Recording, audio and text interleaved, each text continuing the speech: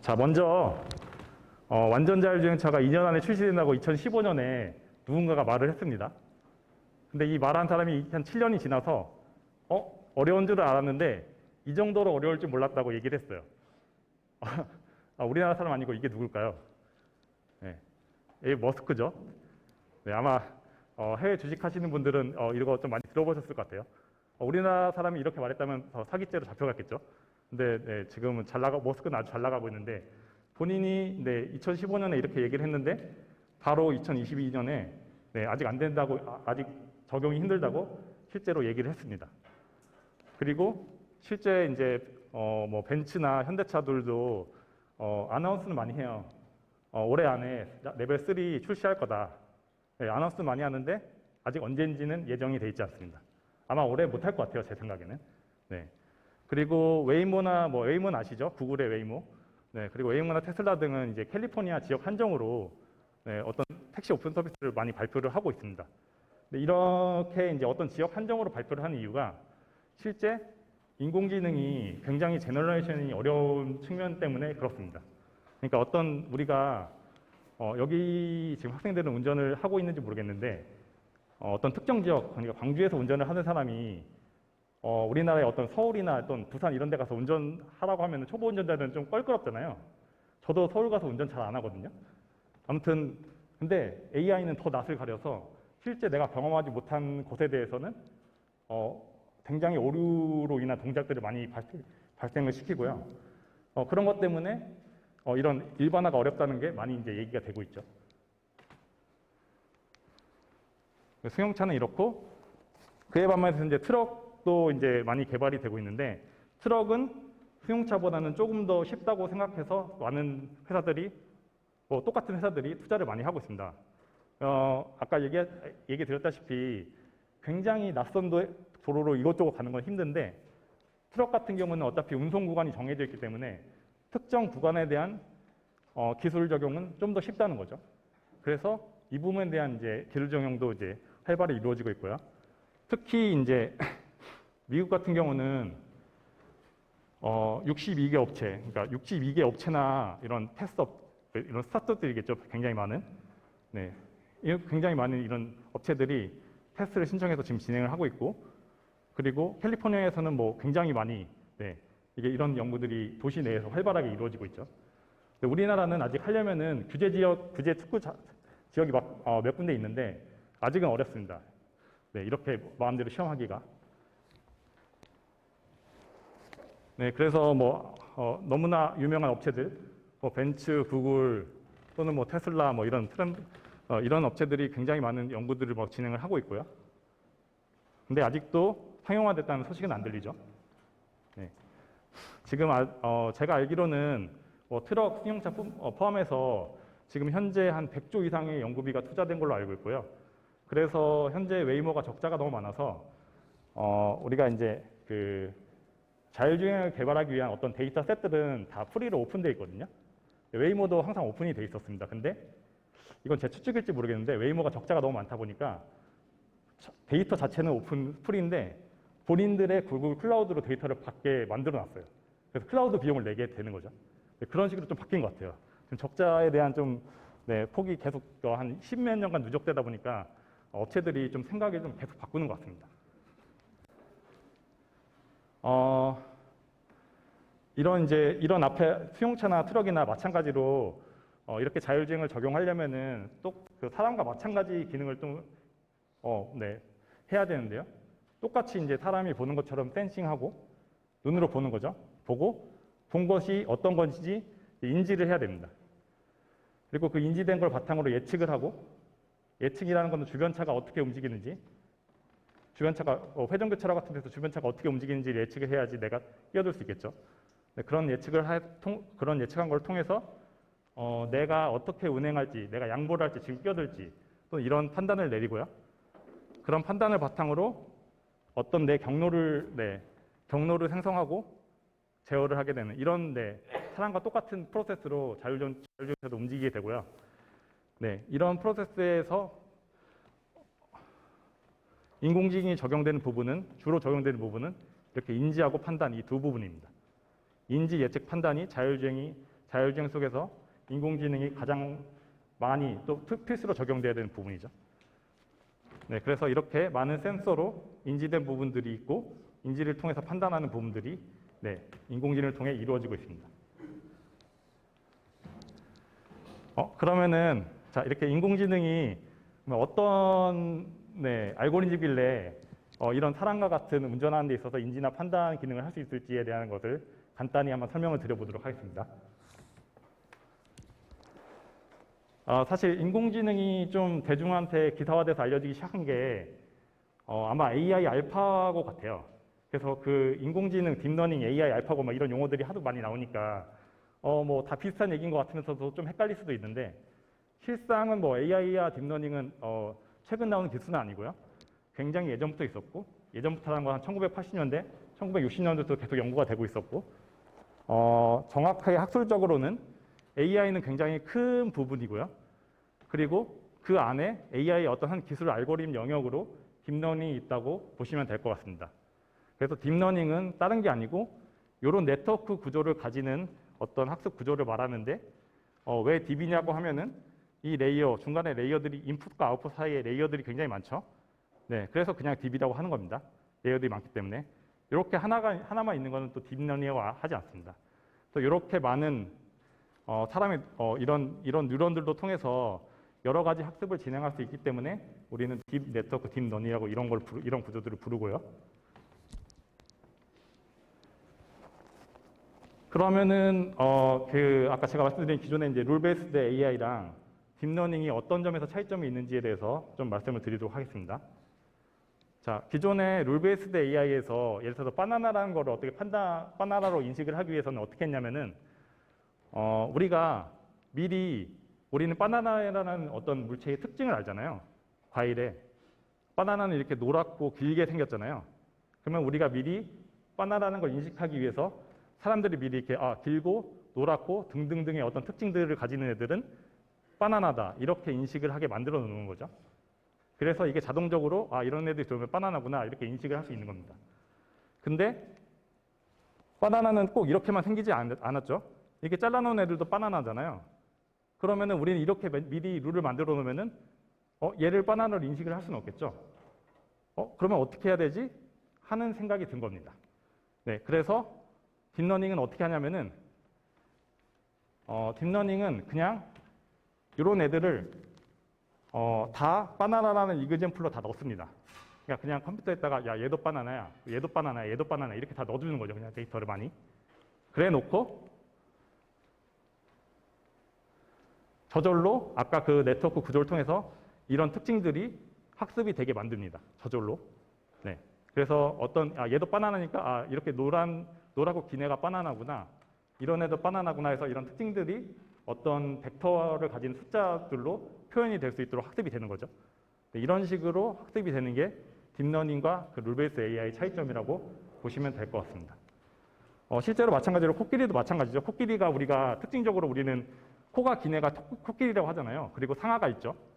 근데 우리는 이런 애들을 코끼리라고 정의해 놓지만 사람은 코끼리 뒷모습만 봐도 코끼리인 걸 알잖아요. 마찬가지로 인공지능 딥러닝도 얘 뒤만 봐도 코끼리인 걸 알려면은 그냥 이런 애들이 다 코끼리다 이렇게 합쳐서 넣어준 다음에 자연적으로 학습을 하게 만드는 거죠. 네, 이런 게 딥러닝과 기존의 이제 룰 베이스 AI의 차이점이라고 생각하시면 될 것 같습니다. 자, 그러면은 아마 여기 계신 분들이 딥러닝을 미리 학습하신 분들도 있고 아니면 처음 보시는 분들도 있을 것 같은데요. 아마 딥러닝을 처음 학습하신 분들은 아마 교과서 첫 장에 이런 게 나올 겁니다. 숫자 분류 문제. 네. 그래서 딥러닝을 배울 때 이런 숫자 분류 문제를 많이 가지는데요. 이런 게 딥러닝을 통해서 어떻게 동작하는지 제가 다시 한번 좀 설명을 드리면은 이런 숫자들은 다 이런 식으로 매트리스 형태의 값들을 가지고 있고요. 이렇게 흰 부분은 0이고 좀 어두운 부분은 이 이미지 자체가 0에서 255라는 값을 가지고 우리가 보통 사진을 찍으면은 다 RGB에서 0에서 255라는 값을 가져요. 이런 픽셀 하나하나 값이. 그래서 이런 값들을 가지고 이런 값들이 인풋으로 들어가서 우리가 아까 딥러닝이라고 부르는 알고리즘을 통해서 아, 이건 0은 0이구나, 1은 1이구나 이렇게 다 데이터를 넣어준 다음에 이런 형태를 가지는 쉐입들이 좌절로 1이 될 수 있도록 학습을 하는 겁니다. 그러니까 우리가 딥러닝 모델을 만든다는 거는 어떤 세타 파라미터를 가지는 f 세타 x라는 어떤 함수를 학습하는 것과 마찬가지라고 생각을 하시면 될 것 같아요. 좀 더 쉽게 얘기를 좀 드리자면은 뭐 이런 겁니다. 우리가 이런 건 많이 알죠. 우리가 이런 리그레션 모델을 학습할 때 y는 ax 또는 b로 이렇게 매핑을 해서 a랑 b가 이런 선을 잘 추정하도록 a랑 b랑 값을 학습을 하잖아요. 그렇죠? 마찬가지로 딥러닝도 마찬가지로 이 세타가 a랑 b랑 매핑이 된다고 생각을 하시면 됩니다. 그래서 근데 대신에 이제 이런 a랑 b 이 두 개의 어떤 파라미터만 가지고 요 많은 입력값과 많은 아웃풋을 가지는 이런 함수를 제대로 설명을 할 수가 없으니까 대신에 a랑 b가 굉장히 많다고 보시면 되는 거죠. 네, 이렇게 많은 숫자들이 갖고 있는 파라미터를 학습한다고 생각을 하시면 됩니다.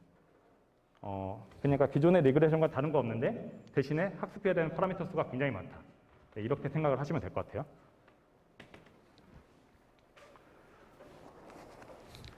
그래서 실제로 각각의 뉴런들에는 요런 이제 여러 가지 함수들을 적용해서 표현을 할 수 있게 돼 있습니다. 숫자로.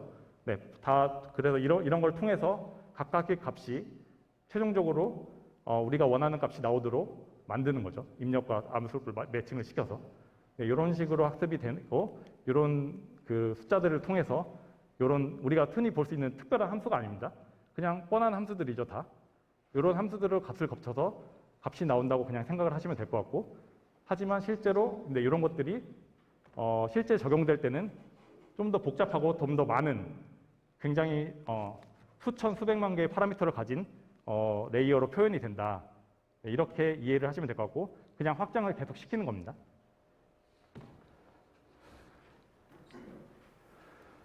네. 네, 그래서 이런 딥러닝이 실제로는 굉장히 아까 제가 말씀드린 1960년대부터 쭉 연구가 되어 왔는데 그냥 그렇게 흘러오다가 2012년에 이 캐나다의 토론토 대학의 이 알렉스라는 그때 아마 박사 과정인 학생이었을 것 같아요. 이 알렉스라는 사람이 알렉스 넷이라는 걸 만들면서 이런 이미지넷 챌린지에서 굉장한 브레이크스루를 일으킵니다. 기존 연도에서 발표됐던 것보다 확실히 더 좋은 성능을 보여주는 거죠. 이 이미지넷 챌린지 대회가 뭐냐면은 지금은 이제 다른 챌린지도 많아져서 이 챌린지는 이제 더 이상 효능이 없어서 이제 아직 이제는 하지 않는데 어떤 사진 1000개의 오브젝트 클래스를 가진 이제 배, 고양이 또 이런 배, 차 이런 1000개의 각각의 오브젝트 클래스를 가진 카테고리가 있고요. 어떤 사진을 보여줬을 때 그 클래스를 맞추는 겁니다. 네, 그런 대회를 진행을 했었는데 기존에는 아까 얘기했듯이 어떤 이런 비전에서 어떤 핸드크래프트들, 어떤 피처들을 뽑아서 이런 챌린지를 계속 진행을 했었어요.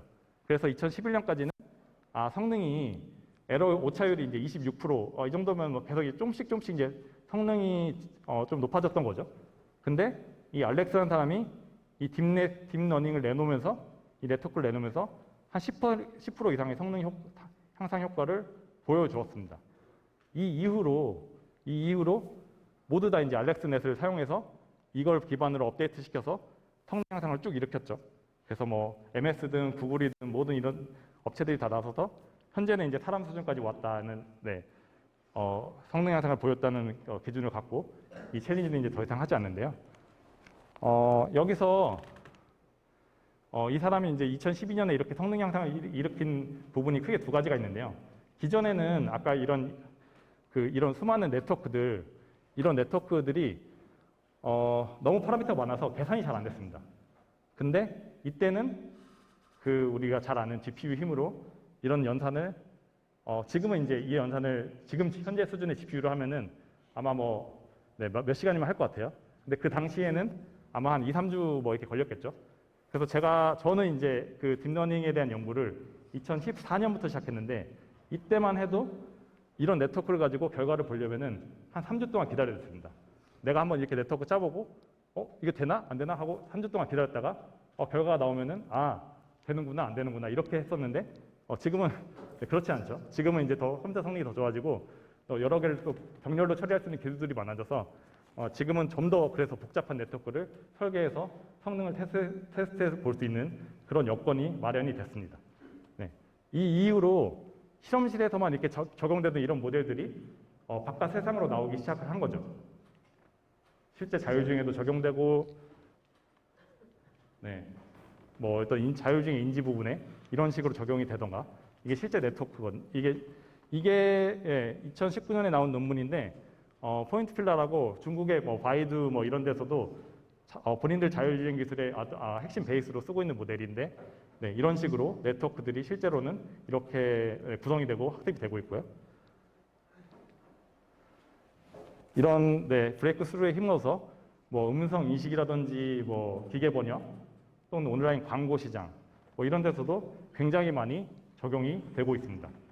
실제로 제가 이 보이스 레코그니션 이 부분이 정확히 저는 이 부분을 잘 다루지 않아서 이 부분이 정확히 맞는지 모르겠는데 제가 처음에 음성 인식을 쓴 게 그 아리아였거든요. 아리아 SK 거죠. 아리아 걔가 잘 못 알아들어서 이건 안 되겠구나 싶었는데 최근에 제가 차에서 내비게이션을 하는데 음성 인식으로 제가 목적지를 설정하고 잘하니까 인식을 아주 되게 잘하더라고요.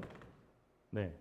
그래서 네, 굉장히 이거 빠르게 기술이 발전되는구나 이렇게 느꼈고 이 기계 번역 부분도 요새 구글에서 구글 번역은 다 많이 써보셨을 거라 생각합니다. 네, 최근에 좀 잘 되죠. 그래도 영어로 쓴 거를 본인들이 영어로 쓴 다음에 한국말로 잘 번역이 안 되면 영어를 잘못 쓴 겁니다. 다시 써야 돼요. 네, 그렇게 많이 이용을 하죠. 그래서 그런 번역에도 이런 구글의 어떤 2017년에 발표한 이런 트랜스포머라는 재밌는 모델이 들어가 있습니다. 네. 그리고 온라인 광고 시장도 마찬가지죠. 최근에 페이스북 주가가 굉장히 많이 떨어졌는데 그것도 다 여기에 연관이 있습니다. 이게 제가 온라인 광고 시장, 제가 광고계 사람은 아닌데 이렇게 얘기 드려도 될지 모르겠는데 이쪽 시장이 어떻게 돌아가냐 하면은 예전에는 저는 이제 그냥 저희가 네이버 나오는 구글 페이지를 열면은 그런 어떤 노출 광고들이 뜨잖아요. 그러면 그런 광고 빈도수에 따라서 그냥 돈이 그쪽으로 나가는 줄 알았는데 현재는 그렇지 않다고 합니다. 그러니까 어떻게 하냐면은 우리가 어떤 페이지를 클릭할 때 그 짧은 30ms, 40ms 안에 우리 어디언스라고 하죠. 사용자가 클릭할 만한 광고들을 얘네들이 막 계산해서 막 내놓습니다. 이렇게 올려놓습니다. 그래서 그거를 클릭하면은 그때서야 이제 그 광고를 올린 사람한테 구글이나 이런 페이스북 이런 애들이 돈을 받는 거죠. 근데 페이스북이 애플이나 이런 데서 그걸 막아놨잖아요. 개인정보 사용 이런 것들을. 그런 것들이 아니면 핵심으로 그런 예측하는 데 있어서 많이 활용이 되는 것 같아요. 그래서 그런 부분 때문에 매출이 굉장히 떨어졌다. 네, 이렇게 얘기를 하더라고요. 네, 그래서 이런 부분도 굉장히 많이 활용되고 있다. 말씀을 드리고. 네, 마지막으로 이제 오토노머스 드라이빙이죠. 자율주행 쪽에도 필수적으로 아까 인지나 예측 부분에서 굉장히 많이 활용을 되고 있습니다. 자, 그러면 이제 자율주행 쪽으로 다시 넘어와서 좀 얘기를 드려봐야 될 것 같은데요. 아까 제가 얘기를 드렸죠. 자율주행의 지금 노드를 아까는 되게 큰 단계를 펼쳐봤다면 그 큰 단계마다 각각의 기능들을 해야 될 굉장히 많은 노드들이 있습니다. 이런 노드들을 하나하나 다 설계를 해줘서 코딩을 해주는 거죠. 이 각각마다 해줘서 이렇게 자율주행이 이게 동작을 할 수 있는데요. 이 자율주행이 이제 그래서 아까 딥러닝은 이 디텍션과 프리딕션, 네, 그리고 어떤 이 판단 부분, 네, 미션 이게 해당되겠죠. 이런 부분에 해당이 되게 됩니다. 실제로 딥러닝은 그래서 이렇게 자율주행에 적용하려면 이런 단계를 겪습니다. 그러니까 우리가 딥러닝 알고리즘이 어떤 아키텍처가 꼭 딥러닝의 디텍션이나 이런 부분에서 개발되는 것도 있지만 아까 잠깐 보셨다시피 기계 번역에서 적용되는 트랜스포머 모델들도 이런 딥러닝에서 활용되기도 합니다. 그래서 전역적으로 어떤 어플리케이션과 관계없이 딥러닝 알고리즘을 서치하는 단계가 있어서 어떤 알고리즘이 잘 동작할지에 대한 연구를 많이 하고 있고요. 그리고 그거를 딥러닝의 어플리케이션단에 가져와서 딥러닝에는 현재 개발을 할 수 있도록 환경이 굉장히 많이 잘 갖춰져 있습니다. 여러 업체들에서 오픈 데이터셋을 굉장히 많이 제공을 해주고 있어요. 그래서 저는 이제 뉴신이나 아고버스 이런 데이터셋을 쓰는데 뉴신이라는 데이터셋은 모셔널이라고 현대자동차랑 요새 MOU 한다고 합작하는 회사죠. 거기서 오픈하는 데이터셋입니다.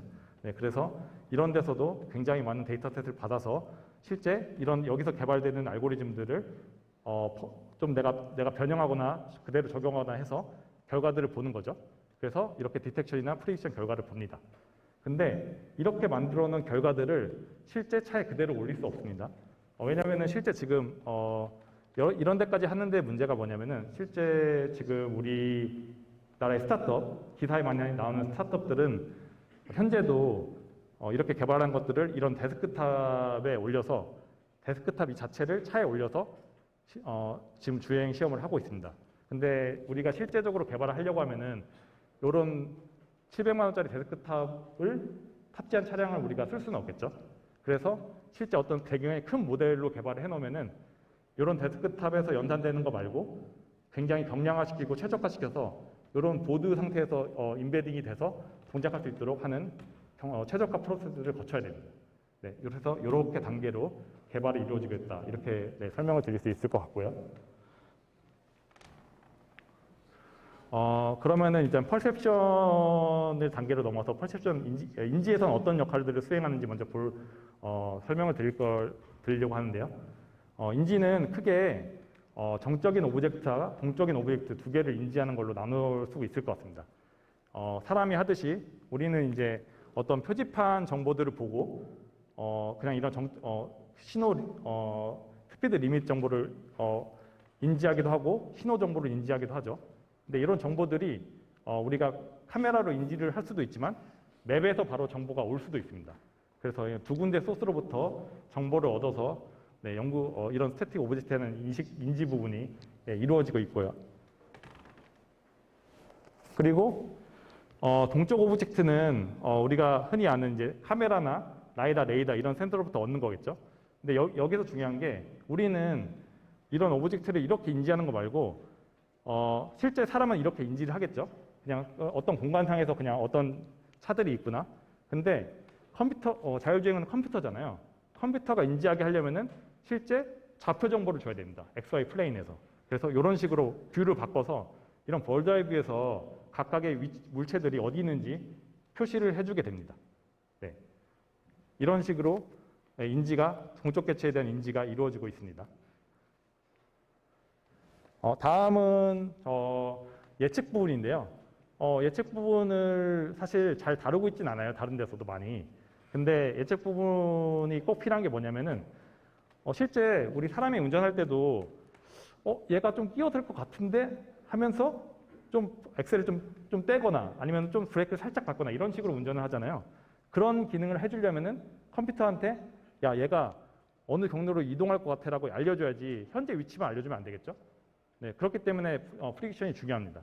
그래서 보통 프리딕션 문제는 우리가 이건 정의하기에 따라 다른데 구글의 웨이모 같은 경우는 현재 챌린지로 8초를 예측하게 해놨는데 저는 그건 좀 말이 안 된다고 생각하는데 그걸 왜 그렇게 하는지 잘 모르겠어요. 아무튼 기본 다른 데이터셋에서는 2초간의 히스토리 데이터를 받고 나머지 3초를 예측하는 문제로 네, 정의를 해서 많이 풀고 있습니다. 현재는. 그래서 이런 식으로 현재 맵 정보를 받고 주변 차량의 이런 어떤 상태 정보를 받아서 예측을 수행을 하는 거죠. 네, 이렇게 해야지만 이런 도로 상황에서도 자율주행차가 갈 수 있겠죠. 네, 실제 이런 데서 자율주행차를 시험하라고 하면은 아마 아무도 못할 겁니다. 이런 굉장히 힘들겠죠. 끼어들기나 이런 상황에서. 그래서 이런 데서도 사람처럼 운전하려면은 이런 게 꼭 필요하다. 네, 이렇게 말씀을 드릴 수 있을 것 같습니다. 자, 이렇게 된 거를 가지고 인지하고 예측까지 했으면은 이걸 바탕으로 내가 어느 지역이 위험한지 이거를 판단을 해서 위험한 지역은 안 가도록 이런 식으로 이제 패스를 생성하게 됩니다. 전체 이제 글로벌 패스라는 걸 먼저 생성을 하게 되는데요. 글로벌 패스는 그냥 내가 목적지까지 가는 최종 패스를 쭉 그려놓은 거라고 보시면 될 것 같고 거기 안에 글로벌 패스 안에 1m 간격으로 내가 따라가야 될 포인트들을 계속 생성을 해놓게 돼 있습니다. 어차피 컴퓨터가 알아들어야 되니까 컴퓨터는 포인트를 따라가는 거죠. 그리고 이 포인트를 생성하기 앞서 아까 제가 말씀드린 이 위험도 매핑을 통해서 내가 현재 내 지역에서 갈 수 있는 이 로컬 패스를 생성을 하게 됩니다. 그래서 이 로컬 패스 중에 내가 최적이라고 생각하는 코스트가 가장 낮은 루트를 선택해서 이렇게 웨이포인트를 생성하고 이걸 따라가게 되는 거죠. 그래서 이런 것들을 바탕으로 시뮬레이션을 이렇게 테스트를 많이 하고요. 이렇게 테스트된 것들을 가지고 우리는 실차에 적용해서 돌려보고 잘 안 되는 부분이 있으면 또 고쳐보고 이런 식으로 이제 연구를 진행을 하고 있습니다.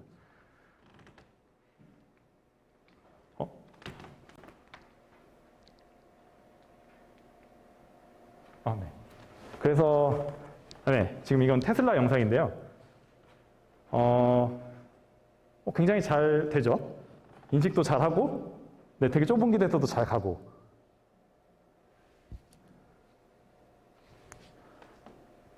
잘 서고, 잘 갑니다. 이런 것들 바탕으로 지금 이게 이렇게만 보면은 당장 타고 달릴 수 있을 것 같잖아요. 근데 뭐가 안 되는지에 대해서 앞으로 다음부터 좀 얘기를 좀 지금 진행해 보도록 하겠습니다. 자, 제가 이제 사고 상황을 모아놓은 이제 자료인데요. 보시면 막 가다가 잘 안 보이는데 가서 박죠.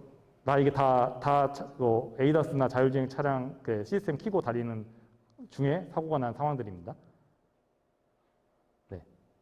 이런 식으로 사고가 지금 이건 차선을 인지를 못해서 차선을 갑자기 잃어버려서 사고가 나는 이런 상황들이고 실제로 보시면은 이렇게 잘 안 보이죠. 역광 때문에 잘 안 보이는 상황에서 이런 식으로 사고를 발생을 시킵니다. 또는 이렇게 차선이 갑자기 흐려지는 부분에서 차선을 갑자기 인지하지 못하고 옆에 박아버리는 이런 상황들이 발생을 하기도 하죠. 실제 차선 인지는 사실 굉장히 저희 그 자율주행 쪽 하는 사람들한테는 이건 이제 다 된 거고 쉬운 거라서 따로 개발하는 사람들이 많지 않은데 이런 상황에서 사고를 발생시키는 거를 확인할 수 있습니다. 그리고 또 다른 이제 레인 디텍션 폴트 상황에서의 사고 상황을 볼 수 있는데요. 자, 여기 보시면은 가다가 길을 잃어버려서 그리고 야간 상황에서도 이렇게 가다가 갑자기 다른 차선으로 길을 헤매죠. 마지막 여기 세 번째도 잠깐 틀어주시겠어요? 여기서도 이거는 우리나라입니다. 우리나라 도로인데 갑자기 테슬라가 가다가 옆에 중앙분리대를 박는 이런 사고를 내고 있습니다.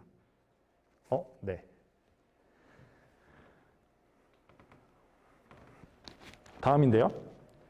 이거는 제가 어떤 뉴스 부분을 캡처했는데, 테슬라 직원이 혼자 이제 연습, 아마 테스트를 굉장히 많이 하겠죠? 굉장히 많이 하는데, 혼자 박아서 왔는데 이게 해고하는 소식을 올린 거고요. 밑에 거가, 이게 굉장히 유명한 영상인데, 앞에 큰 장애물이 있는데 그냥 갖다 박아버리죠? 저는 이 사고에 대해서 굉장히 예시로 많이 들면서 문제점을 많이 지적을 하고 있습니다. 이 문제가 뭐냐면은, 보시면 저도 얼마 전에 한 6개월 전인가 제가 자동차 운전을 하다가 사고를 낸 적이 있는데 그때 제가 뒤에서 앞차를 박았어요. 핸드폰 보다가. 그래서 자율주행의 센서에 해당되는 눈을 다른 데로 돌려서 제가 못 보고 박은 거죠. 근데 차의 자율주행 센서는 다른 데를 보고 있지는 않잖아요. 그러니까 항상 앞을 보고 있단 말이죠. 보고 있는데도 앞에 이런 큰 장애물이 있는데 박았다는 겁니다. 이건 굉장히 큰 문제죠. 이런 상황이 왜 발생하냐 하면은 아까 제가 얘기 드린 대로 그 AI 일반화가 잘 안 돼서 그렇습니다. 본인이 본 것만 오브젝트로 인식을 하는 거예요.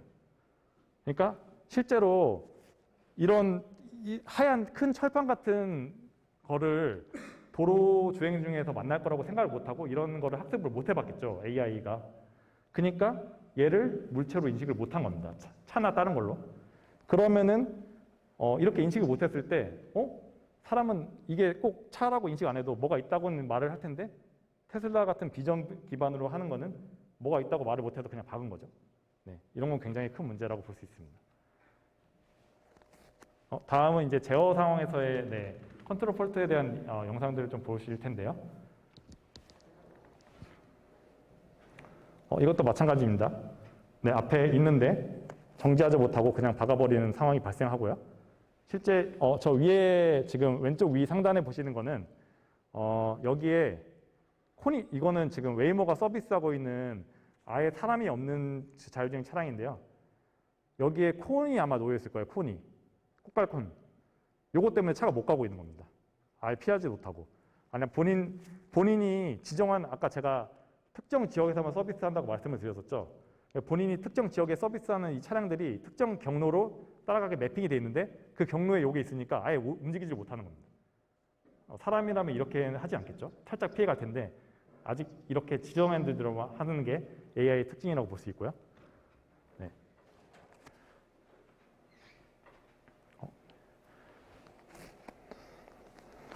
이것도 참 아이러니하죠. 여기도 요 그냥 빠져나가면 될 것 같은데 되게 조심히 가죠.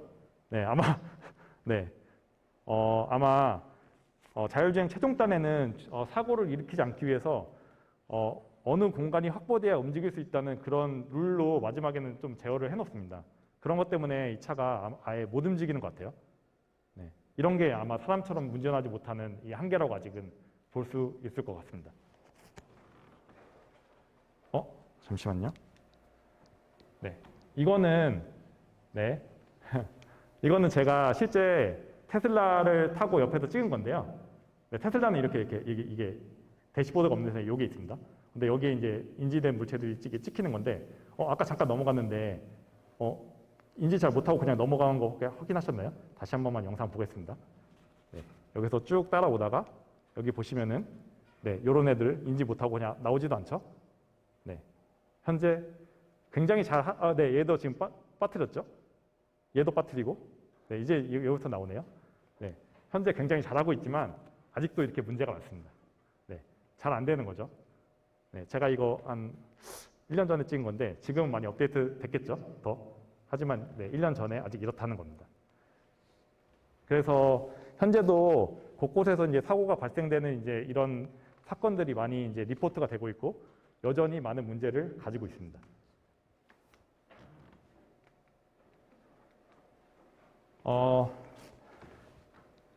이런 문제들이 많이 보고가 되니까 당연히 아까 그 수많은 대기업들이 나서서 이 문제를 해결하려고 하겠죠.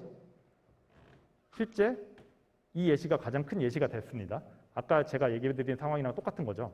그냥 흰 철판이 보이니까 갖다 박은 겁니다. 물체로 인식을 못하고.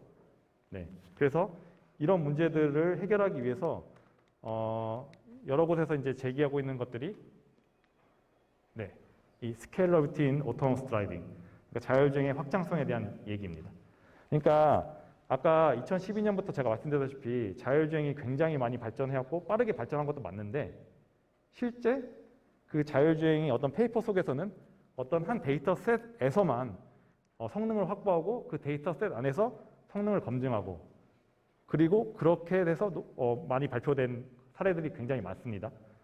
그러다 보니 이렇게 새로 다른 도메인에서 결과를 내가 적용해 보려고 했더니 잘 안 되는 게 많더라. 네, 이런 것 때문에 이런 문제를 다 같이 제기를 하고 있는 거고 이런 것들을 해결하기 위해서 굉장히 많은 챌린지들이 열리고 있습니다. 그래서 내가 실제로 경험해 보지 못한, 학습하지 못한 상황에 대한 내가 기존의 모델을 적용했을 때 실제로 얼마나 성능을 낼 수 있는지 이런 것들이 현재 지금 AI 딥러닝이 가진 숙제라고 네, 볼 수 있겠습니다. 네, 그래서 현재 보시는 것처럼 현재의 AI는 이렇게 좁은 오퍼레이션 디자인 도메인이라고 ODD라고 하는데요. 내가 이 오퍼레이션 디자인 도메인이 뭐냐면은 내가 어떤 도로 조건에서 돼, 얘는 어떤 날씨 조건에서 동작할 수 있어. 이런 것들을 정해놓은 기준입니다. 그래서 이 안에서만 동작이 실제로 정상적이다. 이렇게 정해놓고 실제 운행을 지금 하고 있습니다. 근데 이런 것들을 넓혀야지 실제 사람처럼 운전할 수 있는 자율주행이 되는 거죠. 그래서 어떤 날씨에도 운전을 할 수 있고 실제로 어떤 씬을 전체를 그러니까 어떤 물체를 디텍션하는 정적이고 동적인 물체를 그냥 인식하는 게 아니고 씬 전체를 그냥 이해해서 운전하는 그런 방향으로 연구가 되고 있습니다.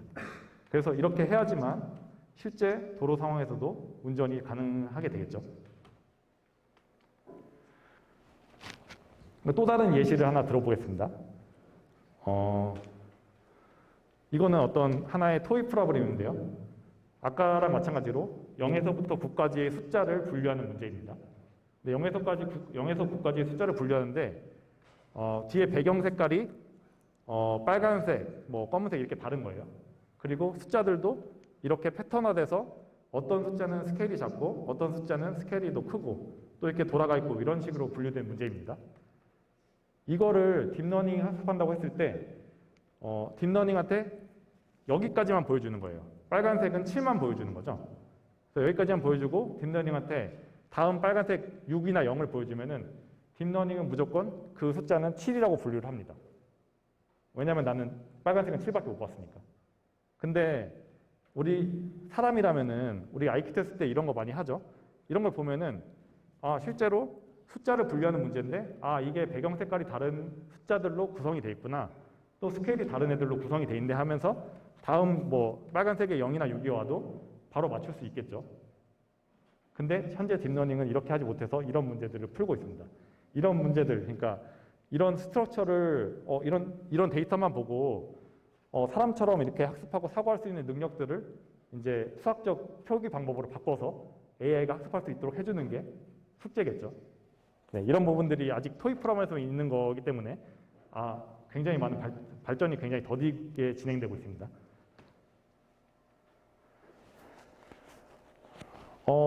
네, 이거는 제가 실제로 겪었던 문제인데요. 이거 역시 문제죠. 지금 저는 신호 인식을 해서 얘가 파란색이면 가고 빨간색이면 멈춰야 됩니다. 근데 잘 안 보여요. 역광 때문에. 그러면은 만약 사람이라면은 어떻게 할 수 있을까요? 여기서 아마 주변 차들이 옆에 차들이 좀 가거나 그러면은 아마 따라갈 거고 아니면은 얘가 잘 안 보이면은 앞뒤로 조금씩 움직이면서 얘가 보이는 위치로 바꾸겠죠. 또는 그렇지 않다면은 얘가 잘 안 보이니까 나 지금 빨간색인지 파란색인지 잘 모르겠어 하면서 좀 스테이 하겠죠. 근데 실제 우리는 학습할 때 딥러닝의 또 가장 큰 문제 중에 하나가 나는 지금 잘 모르겠는데라고 답을 할 수 없다는 겁니다. 나는 지금 잘 모르겠다는 불확실성의 값을 주지 아직 못하고 있어요. 물론 그렇게 주는 연구들이 그래서 많이 이루어지고 있죠. 근데 현재는 아직은 아까 얘기한 것처럼 내가 못 본 것에 대해서 내가 모른다고 답을 하지 못하는 겁니다. 그런 답을 주는 방식이 자체가 되게 어려운 거죠. 그래서 이런 문제가 있고 이런 문제를 풀기 위해서는 내가 지금 잘 안 보이면은 잘 안 보이는 데라고 말을 할 수 있는 딥러닝 설계가 필요한 겁니다. 네, 인지 분석 마찬가지로 실제 움직일 때도 마찬가지죠. 예측을 할 때도 실제 어떤 디터미니스트한 어떤 특정 값을 주는 게 아니고 주변 차가 일로 갈 것도 같기도 하고 실제로 그렇잖아요. 얘가 아직 전체 끝까지 움직이기 전에는 우회전할지 직진할지 좌회전할지 아직 모르잖아요. 그러니까 이 값들을 여기로 갈 것 같기도 한데 이런 식으로 값을 줘야 되는데 지금은 디터미니스트하게 값을 어느 하나만 딱 주는 거죠. 네.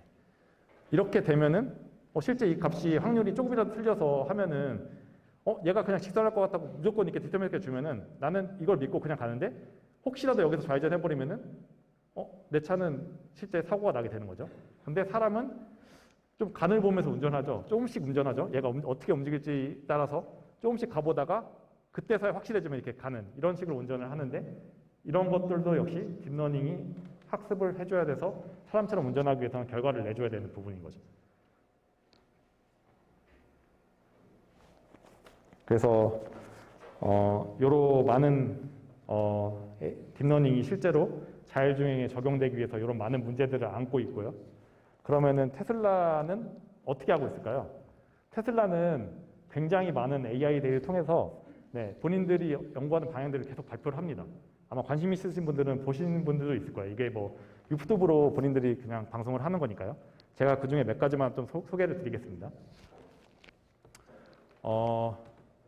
본인들이 발표한 것 중에 하나가 이겁니다. 실제 지금 디텍션 하는데 지금 차랑 자전거는 원래 따로 분류가 되죠. 이걸 따로 분류하는 이유는 이렇습니다. 그러니까 우리가 어떤 물체를 디텍션을 하면 되잖아요. 근데 자율주행에서는 이런 자전거 또는 사람 또는 차들의 모션 특성이 다르기 때문에 각각을 클래시피케이션에서 다 인지를 해서 분류를 해놓고 각각의 분류된 인지된 클래스별로 모션 모델을 다르게 적용합니다. 횡단보도에서 달리는 사람이 차처럼 움직이지 않으니까 사람의 움직임을 예측하기 위해서는 사람이라고 인식을 먼저 해야 되는 거죠. 그런데 지금 이런 차들이 미국에는 상당히 많고 우리나라에도 점점 많아지는 것 같아요. 근데 얘네들은 그러면 하나로 인식을 해야 되잖아요. 같이 움직이는 거니까. 네, 그런 것들을 이제 디테일하게 하나하나 적용하고 있다고 얘기를 설명을 해주고 있습니다. 네, 그렇죠. 그리고 네, 굉장히 많은 케이스들에 대해서 자기들이 뽑은 데이터셋을 이렇게 얘기를 하면서 이런 것들을 적용하기 위해서 하나의 오브젝트 트래킹으로 인식을 하기 위한 연구들을 하고 있다고 얘기를 하고 있고요.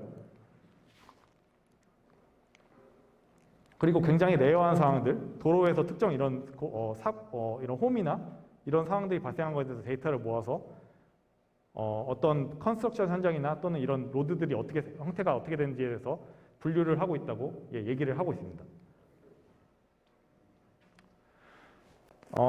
그리고 사실 아까 지금 제가 프리딕션을 계속 강조해서 얘기를 드리는데 테슬라에서는 이런 프리딕션 부분을 이렇게 연구를 하고 있습니다. 테슬라는 아무래도 카메라 기반이니까 카메라의 어떤 시퀀스를 모아서 차선 변경하는 시퀀스를 다 모으는 거죠. 그래서 이런 시퀀스가 들어왔을 때 얘는 왼쪽 차선 변경이야 이렇게 인식하도록 네, 이런 식으로 지금 연구를 한다고 발표를 하고 있고요. 네, 이분은 네, 제가 프릭션을 강조하기 위해서 인터뷰를 하나 그냥 따옴표로 가져온 건데 웨이모의 그 자율주행 연구 책임자였다가 우버로 옮겨서 4개월 동안 복역했죠. 기밀 유출했다고. 근데 네, 트럼프의 열렬한 지지자라서 풀려났다고 들었는데 아무튼 네, 자율주행이 지금 안 되는 이유가 전부 다 네, 프릭션 테크놀로지가 발전 안 해서 그렇다고 얘기를 하고 있습니다. 그래서 이런 프릭션 쪽이 중요한데 프릭션은 조금 달라요. 그러니까 아까 제가 말씀드린 계속 왜 강조하냐고 하는 이유가 뭐냐면은 디텍션은 인풋이 어느 정도 정해져 있습니다. 그러니까 디텍션 관련해서는 이미지 같은 경우는 그냥 로우 데이터 이미지를 그냥 RGB로 받거나 이런 식으로 하고 라이다도 마찬가지로 라이다 데이터, 포인트 클라우드 데이터를 그대로 받습니다. 근데 프리딕션은 각 회사마다 어떻게 인풋을 가져가서 어떤 특성을 도출해서 예측을 할 것인지가 서로 방향의 어프로치가 다 다릅니다. 그래서 아직 이거는 표준화되어 있지 않은 인풋과 어떤 아웃풋의 프레임워크가 표준화되어 있지 않다. 이렇게 좀 말씀을 드릴 수 있을 것 같습니다. 그만큼 아직 연구할 게 더 많이 남은 거죠. 그리고 많이 설명을 들으셨다시피 이렇게 테슬라는 데이터들을 굉장히 많이 모읍니다. 네, 실제로 이렇게 모으는데 우리나라에서는 아니에요. 우리나라에서는 데이터를 이렇게 모으지 않고 미국 현지에서만 모읍니다.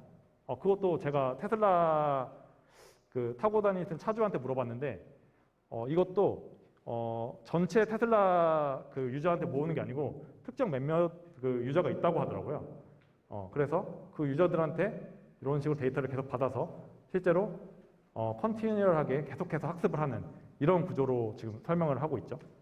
그러니까 어떤 실주행 상황은 내가 경험하지 못한 상황들이 굉장히 많기 때문에 AI의 단점은 경험하지 못한 그런 아까 제가 상황이라고 말씀을 드렸죠.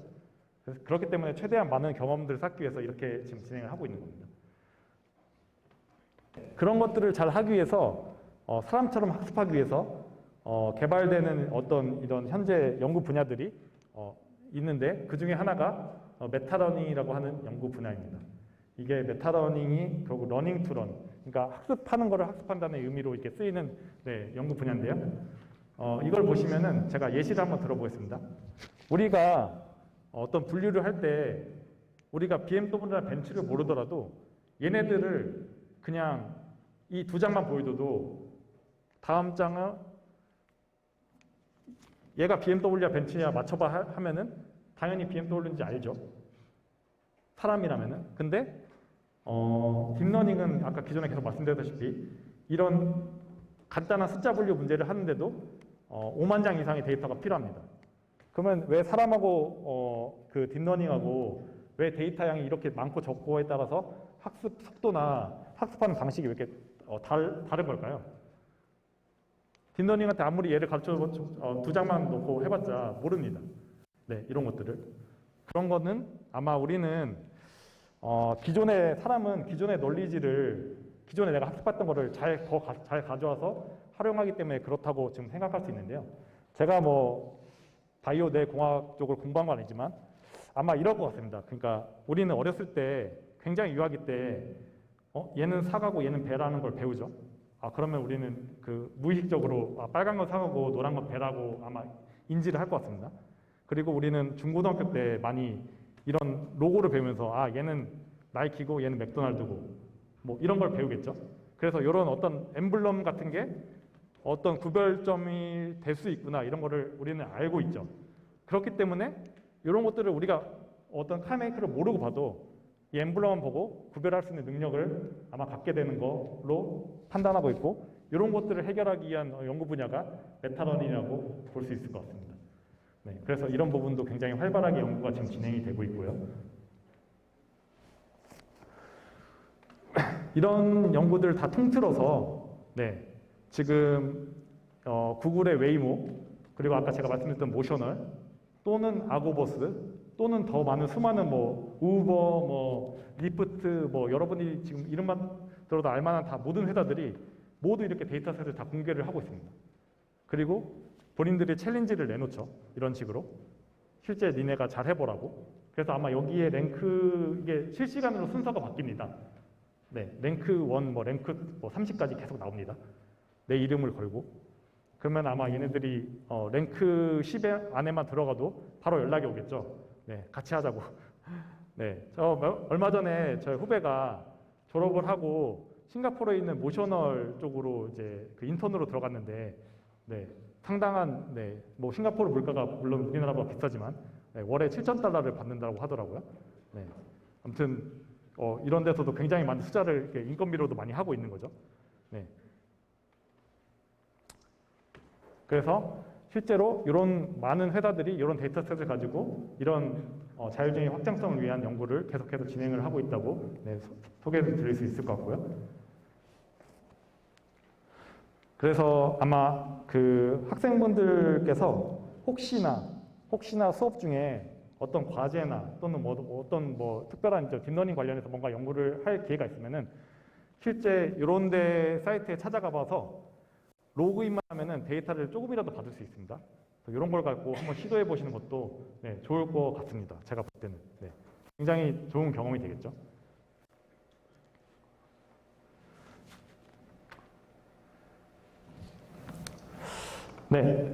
이것으로 제가 오늘 좀 준비한 내용은 다 말씀드린 것 같은데요.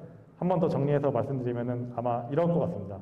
결국에는 딥러닝이 지금 뭐 기사에도 그렇고 뭐 많은 사람들이 굉장히 빠른 발전을 위해서 뭐 이미 많이 이제 사람들 속에 침투해 왔다고 하는데 아직 자율주행 어플리케이션만 보면은 현재 딥러닝은 사람처럼 아직 사고하고 학습하고 추론할 수 없어서 큰 문제를 발생시킬 수 있다. 이렇게 얘기를 들을 수 있을 것 같고요. 또 이런 관점에서 봤을 때 현재 자율주행 쪽의 연구는 아마 향후 10년 또는 그 이상은 더 지속되지 않을까 하는 생각을 갖고 있고요. 특별히 어떤 아까 제가 말씀드린 모션 프리디션 또는 3D로 씬을 언더스탠딩해서 실제로 차가 제어할 수 있게 아까 표시해 주는 그런 부분들은 아직 더 많은 연구가 필요합니다. 그래서 이런 연구들을 푸는 키워드로는 아까 제가 중간에 몇몇 언급드린 메타러닝 또는 멀티태스크 러닝, 멀티모달 러닝, 도메인 어댑테이션 또는 셀프 슈퍼바이즈 러닝 등 굉장히 많은 키워드가 있습니다. 그래서 이런 키워드들로 검색해서 학습을 해나가시면은 아마 사회에 진출하셨을 때 더 많은 이런 연구 분야로 일을 하실 수 있을 거라고 생각이 됩니다. 이상으로 발표를 마치겠습니다.